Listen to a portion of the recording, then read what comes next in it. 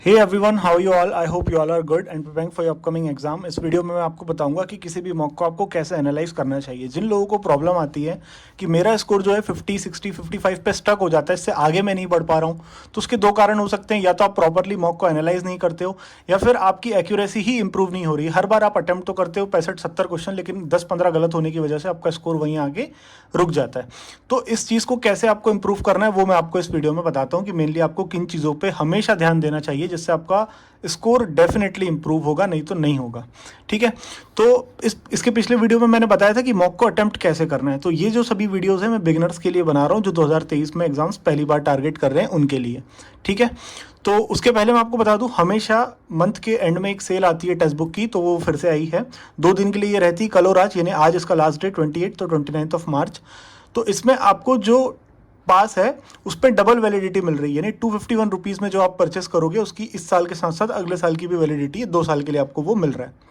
Code आपको apply करना है BGH 251 पे भी 10% का ऑफ आपको एक्स्ट्रा मिल जाएगा। तो लिंक मैं आपको डिस्क्रिप्शन और कमेंट में पिन करके दे रहा हूँ, वहाँ से जाके ऑफर आप चेक कर लेना। यदि आपको ज़रूरत है तो आप इस ऑफर को अवेल कर सकते हो। चलते वीडियो में आगे, सबसे पहला काम आपको करना चाहिए, जैसे ही आप कोई मॉक को सबमिट करते हो तो आपके सामने ये टैब खुलकर आता है। ठीक है, चाहे आप टेक्स्ट बुक का मॉक दो, चाहे आप किसी भी अदर प्लेटफॉर्म का मॉक दो, जो एनालिसिस करने का तरीका होता है वो यही होता है, वो मॉक के साथ चेंज नहीं होगा। ठीक है, तो आप कोई भी मॉक दे रहे हो, एनालिसिस का तरीका यही है। रैंक बेसिकली इससे ज़्यादा फर्क नहीं पड़ता, ये बस एक नंबर है। इससे आप अंदाज़ा लगा सकते हो कि कितने लोगों ने इस मॉक को अटेम्प्ट किया है। मेनली जो आपको चीज़ देखना होती है वो होती है परसेंटाइल। ये मैं आपको ओवरऑल बता रहा हूँ, उसके बाद मैं सब्जेक्ट वाइज, क्वेश्चन वाइज भी बताऊंगा। परसेंटाइल में आप ये देख सकते हो, इसका जो मतलब होता है वो मैं आपको समझाता हूँ आसान शब्दों में। जितना आपका परसेंटाइल है ना, उतने लोगों से आप आगे हो, और जितने परसेंटाइल 100 में से बच रहा है, जैसे 97 इसको समझ लेता हूँ मैं, तो 3% लोग आपसे आगे हैं। अब वो 3% कौन है? वो 3% इसका है, 1,20,000 का, इसको जी समझे तो। ठीक है, तो आपको टॉप 10% में रहने की कोशिश करना है, यानी कि आपका परसेंटाइल जो है 91 से 100 के बीच में रहना चाहिए। 94, 95 इतना भी रहता है तो बहुत अच्छी बात है। आपको इंप्रूव कैसे करना है वो मैं बताता हूँ। अब ये सारी चीज़ें ठीक है, स्कोर वगैरह, यहाँ पे आप अपनी एक्यूरेसी और टाइमिंग देख सकते हो, कितना कितना आपको किस सब्जेक्ट में लगा है।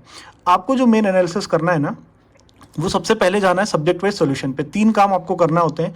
जो आप मॉक बचता है आपका, सबसे पहले आप वो क्वेश्चंस पे जाओ जो आपके गलत हुए हैं। ठीक है, उसमें क्या गलती हुई है वो गलती को देखो कि इसमें गलती क्या हुई है मुझसे। अब यहाँ पे मुझसे कोई वोकैब की गलती हुई होगी। ठीक है, तो ये पहले गलत अपना देख लो। उसके बाद जाओ आप स्किप्ड क्वेश्चंस पे जो आपने छोड़ दिए हैं, जैसे ये 11th और 16 मैंने इसको छोड़ दिया। तो ये 2 रीज़न की वजह से मैं छोड़ सकता हूँ। पहला ये, या तो टाइम खत्म हो गया होगा। दूसरा ये कि या तो मुझे ये क्वेश्चन आता ही नहीं होगा कि इसमें है क्या, तो मैंने गलत ना हो इसके लिए इसको स्किप कर दिया। तो जाके मैं इसका सोल्यूशन देख के देख सकता हूँ कि वाकई मैं जो गैस कर रहा था वो ये एरर इसमें है या फिर कुछ और है, तो मैं यहाँ से इसको सीखूंगा। ठीक है, और तीसरी चीज़ आप ये देखते हो कि जो आपने क्वेश्चंस बना लिए हैं, जिन पे ग्रीन टिक दिख रहे हैं, जो आपके सही हुए हैं, उनमें कहीं आपको ज़्यादा टाइम तो नहीं लगा। ये देखना बहुत ज़रूरी है। देखो, यदि किसी ने वो पजल को 3 मिनट में बनाई है, उस पजल के 5 क्वेश्चन आपने भी बनाए हैं लेकिन उसको 6 मिनट में बनाया है, तो आप ऑलरेडी उससे पीछे हो। ठीक है, तो आपको सही बनाने के साथ साथ उसको सही टाइम फ्रेम में भी बनाना है। इसीलिए प्री में 20 मिनट के टाइम में अपने को मैक्सिमम क्वेश्चन अटेम्प्ट करना पड़ते हैं। तो उसका यही तरीका है, कम टाइम में पर्टिकुलर क्वेश्चन को अपने को सॉल्व करना रहता है। ठीक है, तो ये 3 तरीके से चीज़ें आपको देखना है। उसके बाद मैं आपको बताता हूँ मार्क्स आपके इंप्रूव क्यों नहीं होते। देखो, यदि आपने, जैसे मैंने ये इंग्लिश का सेक्शन है, ठीक है, अब यहाँ पे मैंने आरसी नहीं बनाया, सपोज ये आरसी है पूरा, मैंने इसको नहीं सॉल्व किया, और यदि मैं इसको स्किप कर दिया पूरा और बाकी चीज़ों में मेरा टाइम खत्म हो गया, फिर अगले मॉक टेस्ट में मैंने सेम चीज़ की, तो मेरी आरसी पे कभी भी प्रैक्टिस हो ही नहीं पाएगी किसी भी सब्जेक्ट में। यदि क्वांट की बात करूँ, ये मेरे इतने क्वेश्चन छूटे हुए हैं। क्वेश्चन हार्ड आए होंगे, पीओ का है ये मॉक टेस्ट, तो मुझे कम क्वेश्चन में बना पाया, लेकिन यदि मैं इनको बाद में सॉल्व नहीं करता हूँ तो मेरा कोई भी टॉपिक कभी भी इंप्रूव नहीं हो पाएगा। मेरे हर एग्जाम में, हर क्वेश्चन, हर मॉक में मेरा वो क्वेश्चन जो है छूट जाएगा हमेशा। जैसे केसलेट DII, सपोज यहाँ पे है कि नहीं पता नहीं, केसलेट DII, आपकी केसलेट DII पे कमांड अच्छी नहीं है, आपको लगता है कि केसलेट आपसे नहीं बनती है, यदि आप हर बार उसको छोड़ोगे, मॉक में छोड़ते हो, टाइम ज़्यादा लग रहा है वो ठीक है, लेकिन यदि मॉक खत्म होने के बाद भी उसको ट्राई नहीं करोगे तो आपकी केसलेट कभी इंप्रूव ही नहीं होगी। तो जो चीज़ें रह जाती हैं मॉक में, उनको हमेशा मॉक के बाद सॉल्व करना चाहिए, तभी वो इंप्रूव होती है। नेक्स्ट टाइम उसको आप एक ट्राई मॉक बनाते समय दे पाओगे, नहीं तो वो आपकी इंप्रूव नहीं होगी। ठीक है, ये चीज़ें हैं, सॉल्व करना चाहिए क्वेश्चंस को।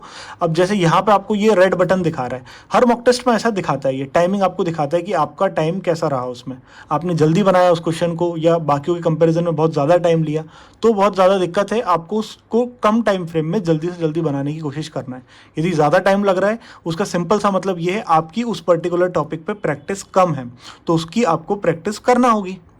ज़्यादा प्रैक्टिस उसी की करो जिस पे आपकी कमांड अच्छी नहीं है। वो आपको कैसे मिलेंगे, या तो वो आप फ्री क्विज़ेस देखो या फिर पीडीएफ बंडल कोई भी आपके पास हो तो उससे आप देखो, वहाँ से जाके उस पर्टिकुलर टॉपिक की प्रैक्टिस करो ज़्यादा से ज़्यादा, फिर वो आप उसको मॉक में बना पाओगे।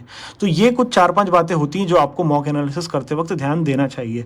और एक चीज़ आप कर सकते हो, इंग्लिश में मैं बता रहा हूँ आपको, ये मैं पहले करता था, बाद में मैंने बंद कर दिया क्योंकि काफ़ी सारी चीज़ें याद रहने लगी थी। जैसे किसी को एरर्स में बहुत ज़्यादा दिक्कत आती है, ग्रामेटिकल एरर्स में, तो आप इनको लिख भी सकते हो।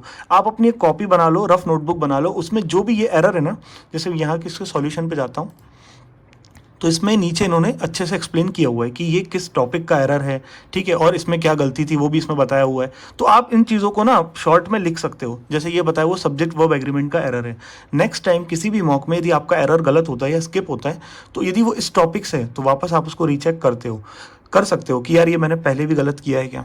तो इससे क्या होगा कि वो चीज़ें बार बार गलत होगी, कितनी बार होगी, 2 या 3 बार 4 बार, लेकिन वो आपको फिर याद हो जाएगी, फिर वो आपकी वहाँ से गलतियाँ सुधरने लगेगी धीरे धीरे। तो इस तरह से अपने नोट डाउन भी आप चीज़ें कर सकते हो। बाकी रीजनिंग और क्वांट में आपको लिखने की ज़रूरत नहीं है, लेकिन इंग्लिश में लिख सकते हो क्या क्या, एक तो एरर लिख सकते हो और दूसरा वोकैब लिख सकते हो। कोई वोकैब आपको आरसी वगैरह में मिलती है तो वो वोकैब आप लिख सकते हो। मैं यहाँ पे बताता हूँ, कोई हो तो, कोई वोकैब तो नहीं दिख रही है यहाँ पे, ठीक है। तो इस तरह से आप जो है, जैसे यहाँ पे लिखा है कंसेक्यूटिव का मीनिंग क्या है, यदि आपका गलत हो रहा है, अभी आपको नहीं आ रहा है, तो वो आप लिख के याद कर सकते हो। बहुत ज़्यादा नहीं, जितना गलत हो रहा है सिर्फ उतना लिखो।